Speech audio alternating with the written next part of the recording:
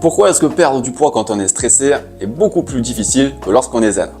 Avant d'être un problème mental, c'est surtout un problème hormonal. Alors vous connaissez sûrement l'hormone du cortisol, l'hormone du stress, un peu diabolisée, mais qui chez une personne stressée, cette hormone va rester plutôt élevée. Si elle reste élevée, ça veut dire que le corps il va se mettre en mode survie, en mode alerte. Et un corps en mode alerte, il va privilégier plutôt le stockage à la dépense. Et donc ça va avoir des conséquences directes sur ta perte de gras. Pourquoi donc? Le stockage il va être facilité, surtout dans la zone abdominale. Donc la graisse devient un peu une réserve de sécurité.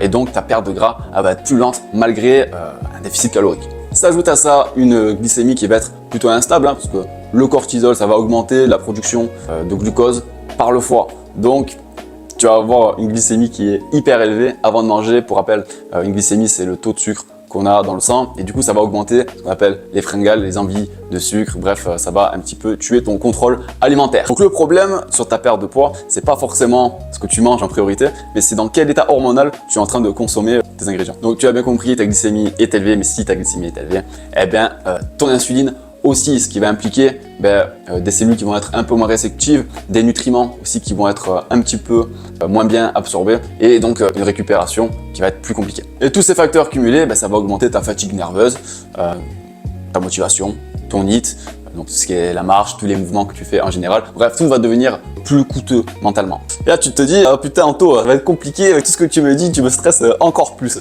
Allez, je vais essayer de te donner quand même les solutions, parce que rien n'est figé. Et cette solution s'appelle la cohérence cardiaque. C'est quelque chose qui est très simple à mettre en place et qui fonctionne chez la plupart des personnes. Alors cette cohérence cardiaque, elle agit directement sur ton système nerveux autonome et ça a des effets physiologiques qui sont mesurables. Baisse du cortisol, augmentation de l'activité parasympathique, une amélioration de la cohérence cardiaque, aussi une meilleure gestion de la glycémie et tout ça pour conclure sur une diminution des fringales qui sont liées au stress. Donc moi j'adore la cohérence cardiaque, c'est pas juste un outil pour se relaxer, être zen, mais ça permet vraiment de se réguler hormonalement. Donc la première action que je te recommande de mettre en place pour être moins stressé, c'est d'adopter la respiration 365. Tu as déjà peut-être entendu parler, c'est très simple, ça veut dire que 3 fois par jour, tu refais 6 respirations par minute pendant 5 minutes. Donc concrètement, tu respires 5 secondes et tu expires 5 secondes. Tu peux faire ça au réveil, avant un repas. Avant un repas, c'est sympa, ça a des effets plutôt positifs. Tu as une meilleure digestion, une meilleure glycémie et ça t'évite aussi une surconsommation alimentaire. Et tu peux terminer aussi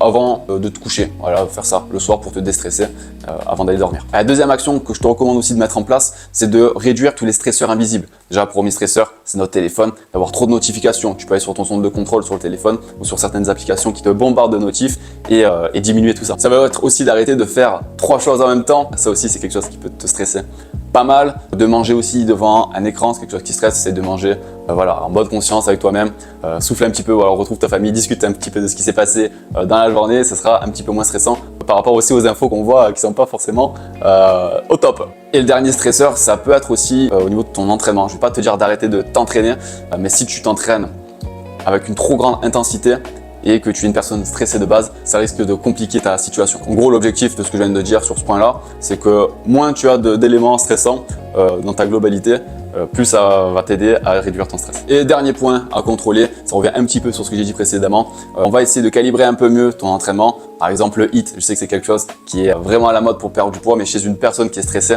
je recommande pas forcément. Fais quelque chose de plus doux, de la musculation ou alors de la marche. La marche, c'est vraiment très bien. Pourquoi ? Le HIIT, ça va booster ton cortisol et pour une personne stressée, c'est pas forcément ce que je recommande. Pour conclure, j'espère que tu l'as bien compris, moins de stress, ça va te permettre de perdre du poids et de débloquer peut-être ta situation. C'était ton coach Anto, ciao ciao.